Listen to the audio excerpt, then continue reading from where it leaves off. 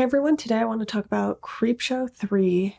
This is one of those Stephen King adaptations that is definitely derivative, more so than a direct adaptation of any one thing that King worked on. And as some of you may know, the first Creepshow is very comic book anthology-like, which makes sense because Creepshow is also a comic book, and Creepshow 3 has some interesting things about it, but in the end, it just falls so flat. It looks like it is a student film, which isn't necessarily a bad thing, but at the same time, when you are going to use that Creepshow name and the opening animation looks like something that a child drew and then someone else went and animated, it just did not have that same feel that you get with Creepshow and even Creepshow 2. So for me, I was really disappointed in this. I kind of knew it was going to be bad going into it because my friend Drew had kind of warned me about it.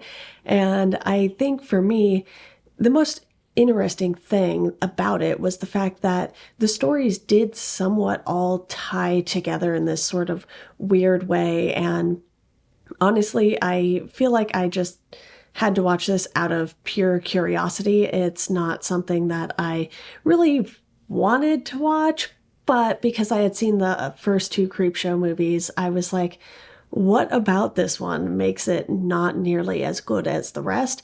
And now I have the answer to that. So for me, when they were sort of tying it all together and you have characters from one part of the anthology story coming into another part, and it's not even necessarily that you would see the characters, but really they would just mention, oh, hey, where's the normal security guy? And in an earlier segment, we saw a guy who worked for a security company. So they're kind of tying things together like that, which could have been cool had the segments actually been more compelling, I guess, is probably the best way to put that. But you have a lot of pieces that just didn't end up working. Even the visual effects, they did obviously use a lot of practical stuff, but there was some other stuff that just didn't look great.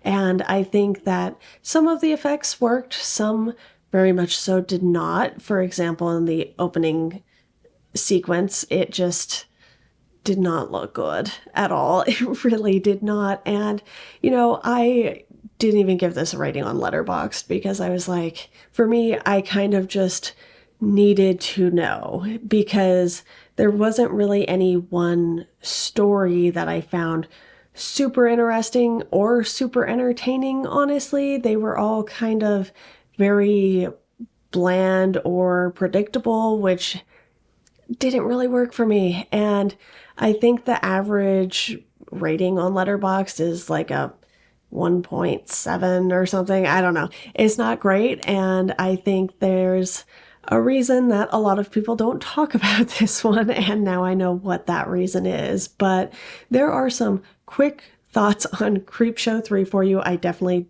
can't recommend watching it. Instead, just go read the comic Creepshow.